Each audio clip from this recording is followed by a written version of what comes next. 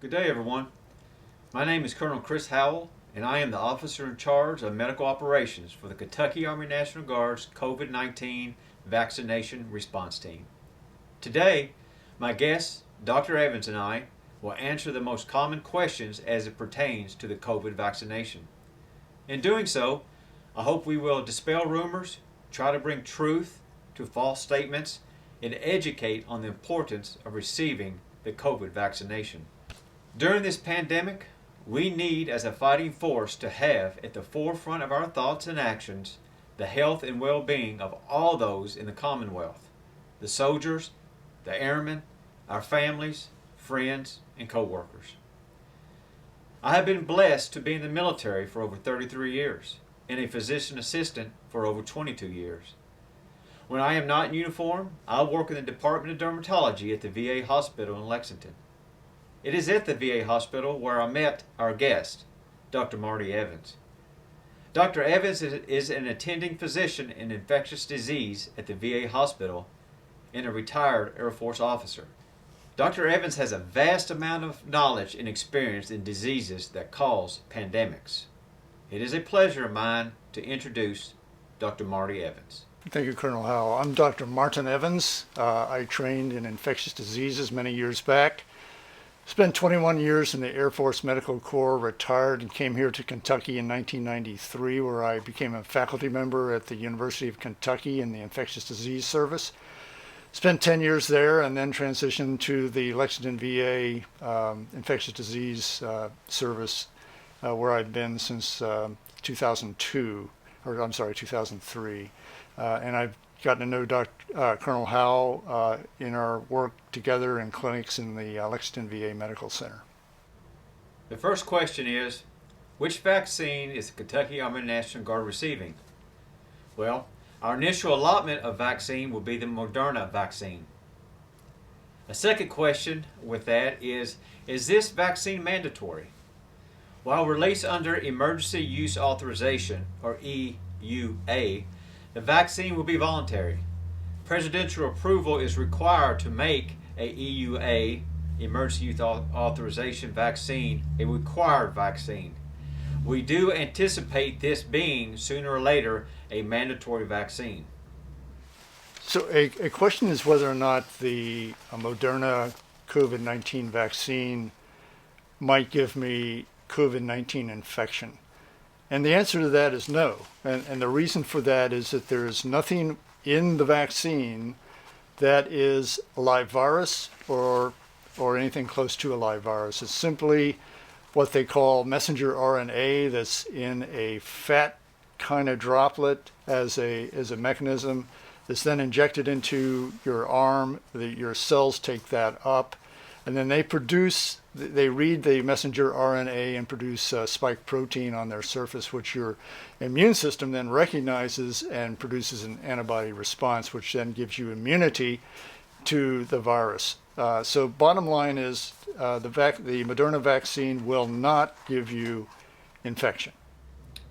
Who should not get the Moderna COVID-19 vaccine? You should not get the vaccine if you've had a serious allergic reaction after a previous dose of this vaccine. So if you've had the first one, you had a serious reaction to that, it is recommended not to get the second one. Second reason, if you've had a severe allergic reaction to any ingredient in this vaccine.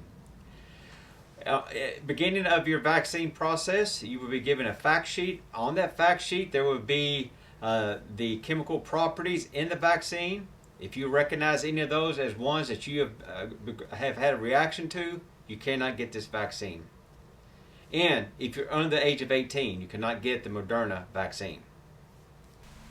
So another question is, if I've already had COVID-19 infection, should I get the vaccine? And the answer to that is yes. Currently, we really do not know how long immunity might last if you've been infected with the COVID-19 virus. It may be a relatively short time or it may be longer, but we really do not know. Currently, the CDC's website is silent on when you should get a vaccine, but they do recommend that you do that. Dr. Anthony Fauci from the NIH recommends that you wait for 90 days after your COVID-19 infection before getting the vaccine. Other questions are about the side effects of the vaccines, or the Moderna vaccine or the Pfizer vaccine. A majority of folks don't have very many side effects. Most common side effects are local reactions at the injection site, which includes pain or redness where the vaccine was given, perhaps a headache or fatigue a number of hours after that.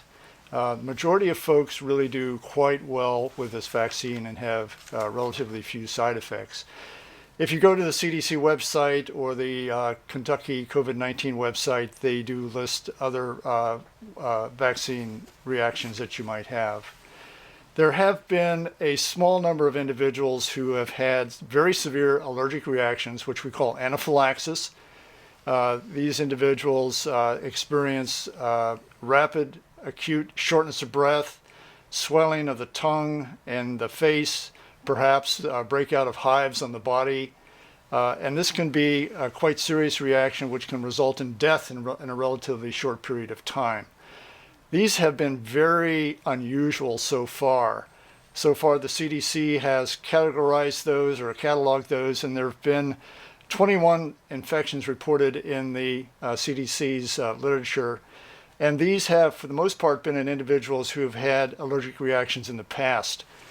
1/3 of them had what we call EpiPens with them at the time. These are epinephrine injections that they carry with them at all times because they have a severe allergy to, say, bee stings or peanuts or other kinds of allergens. These individuals are some of the ones that have had severe reactions to the COVID-19 vaccine. The overall rate that this is occurring is 11 patients per million individuals who are vaccinated. So it's very, very unusual and very rare. If you have any history of severe allergic reactions to any allergens, it's best for you to discuss this with your clinician, your pharmacist, at the time you may be considering taking the vaccine, and probably should not take the vaccine. All vaccine areas, the clinics giving the vaccines have the individuals being vaccinated stay for at least 15 minutes for observation after the vaccine is administered, because almost all of the severe reactions have occurred within 15 minutes up to 30 minutes after administration of the vaccine. So it can be dealt with if we're cautious. If you should develop side effects from the vaccines, such as the allergic reactions we have just talked about, there are a number of avenues to take. If there's severe reactions, you should call 911, perhaps have EMS come to your aid. If they're the typical low-level reactions with headache or sore arm, then the simple use of analgesics such as Tylenol will typically take care of that without any issues.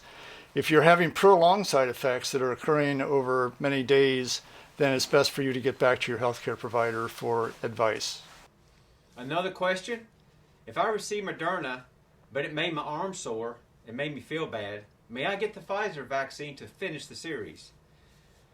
The answer is, once a vaccine series is started, it must be completed with the same vaccine. If dose 1 was Moderna vaccine, dose 2 must be also Moderna vaccine. Another question is, what if I do not complete the entire series or I receive the second dose late? The answer: to ensure adequate protection and to help stop the spread of COVID-19, it is best to complete the series. You should receive the second dose as close to the recommended time frame as possible. The second vaccination for Moderna is at 28 days. If you receive the second dose late, you should not restart the series. Another question is, if I get the shot, what can I not do afterwards? Do I have to quarantine? Do I have to stay away from family members? The answer: no need to quarantine or avoid others after you get the shot. You can go about your normal day-to-day activities. No need for additional measures such as avoiding family members.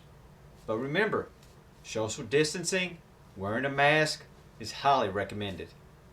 So a related question is whether or not once I've been immunized, I need to still wear masks, do social distancing, and worry about hand hygiene, which is a really excellent question. You would think once you've been immunized, you're out of the woods, no issues, and you just go about business as we did, say, a year or so ago.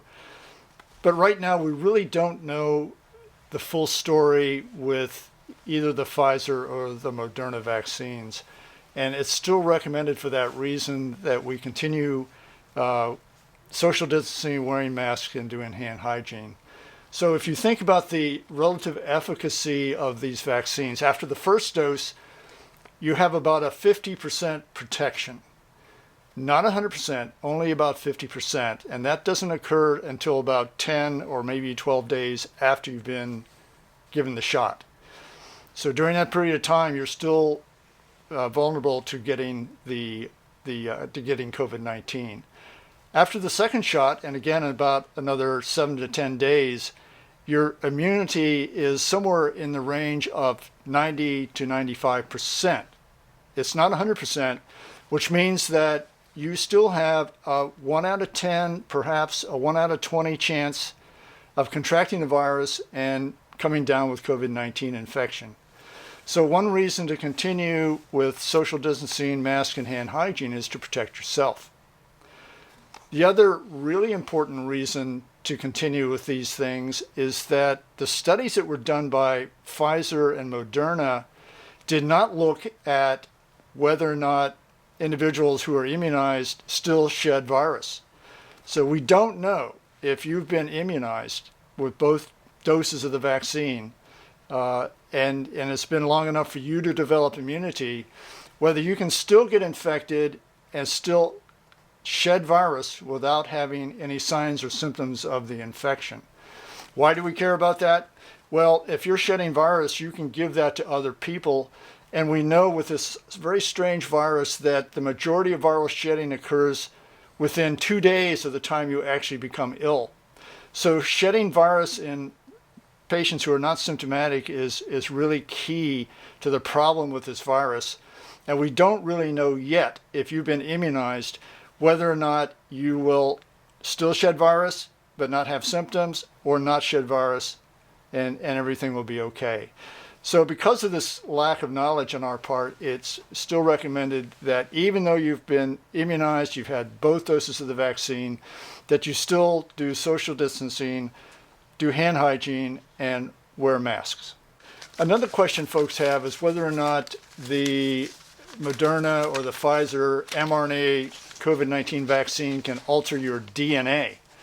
So recall that DNA is the molecule that lives within your cell in the nucleus of your cell that encodes all the genes that give you who you are, your eye color, your hair color, whether you're an NBA player or a linebacker or a computer junkie. All those things that make you who you are within the DNA within your cell. The COVID-19 vaccine only is messenger RNA, which is a set of instructions that the body typically makes from your DNA that then is turned into proteins that do things like your enzymes that metabolize food and things like that. But the RNA never goes back into your nucleus and never reacts with your DNA to change the DNA. So there really is no chance that any messenger RNA from virus or other sources could affect your DNA and change who you are by altering your DNA. There's other questions about whether or not this rapid development of this vaccine has perhaps resulted in shortcuts in safety as far as the safety of the vaccines. Typically, vaccines take a long time to produce. The last vaccine that was produced was the mumps vaccine, and its development and testing took about 4 years. The polio vaccine took about 6 years, many years back, and other virus vaccines have taken quite a long time. This vaccine is very unusual. It's very unique in that it is a messenger RNA virus. So essentially, once our Chinese colleagues gave us the sequence of the viral nucleic acids and we could make messenger RNA in the laboratory, that was done within a few days, and the vaccine was actually created within a month or so of the time of the Wuhan outbreak and the Chinese giving us the sequence of the virus. After that, it was just a matter of testing the vaccine. So unlike older vaccines, which took months and years to develop, this one could be developed within a very short period of time.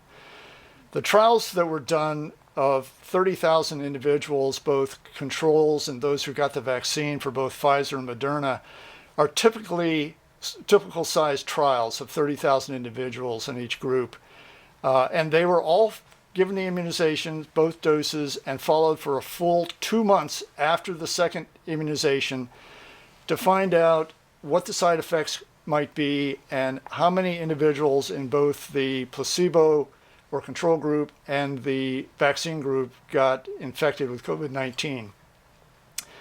The Advisory Committee for Immunization Practices looked at data from both Pfizer and Moderna starting in June, and over 10 different sessions continued monitoring the progress of these studies. It wasn't all done at one time. And FDA made sure that all the data was very critically and carefully analyzed before giving the emergency use authorization for the use of these vaccines.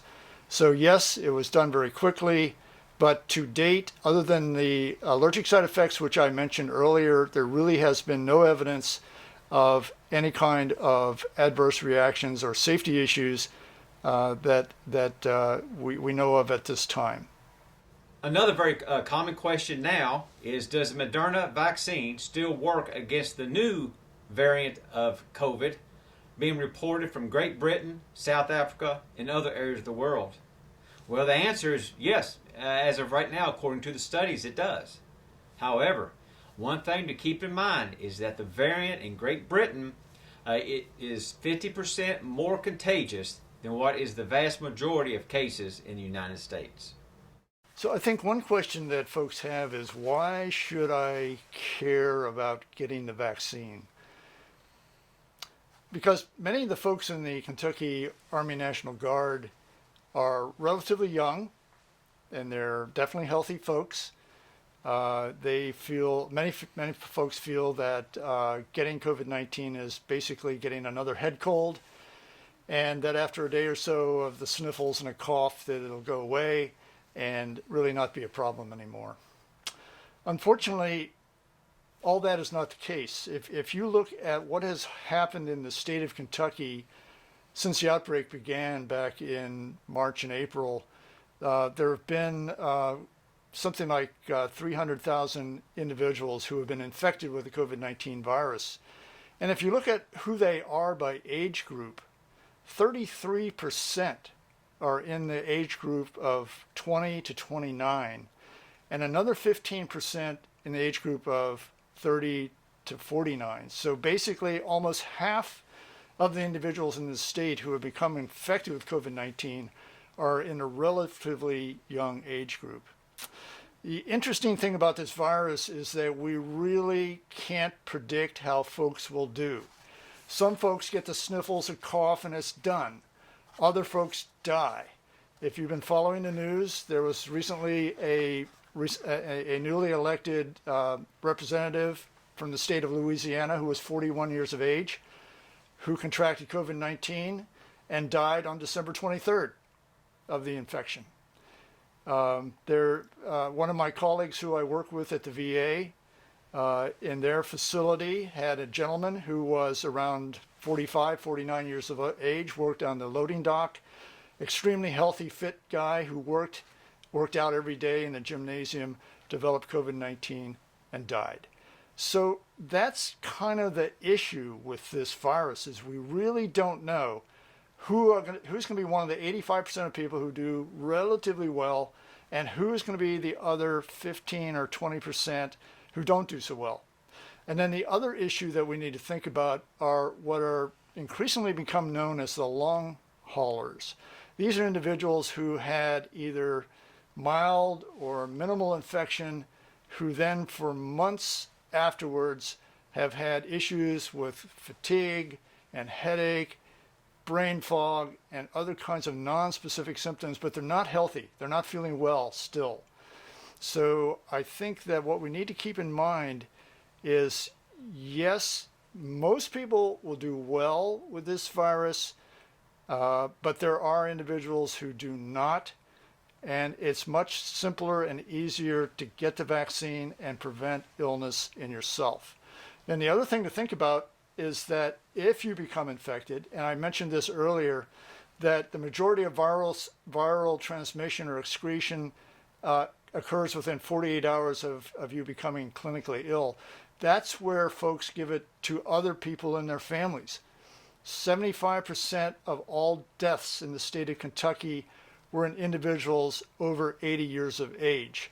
So if you have older people in your family, grandma, granddad, other folks at church, other folks in your social organizations, you may become infected with COVID-19. You may not be symptomatic, but you may be shedding virus, and you may be giving that to other individuals who may not do as well once they're infected.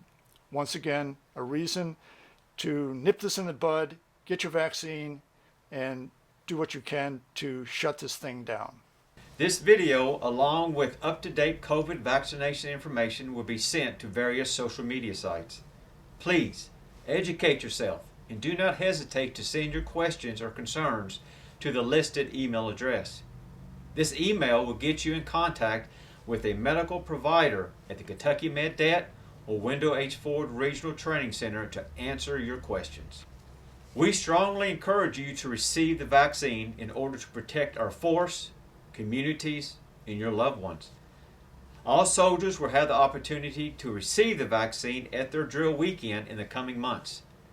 Any soldier who would like to receive the vaccine sooner as a volunteer can contact the Readiness NCO, who will coordinate with the Office of the State Surgeon to schedule an appointment, time, and location. We will get through this together, and ultimately, we will be smarter, stronger, and more resilient. Thank you for your time. Stay healthy and stay strong.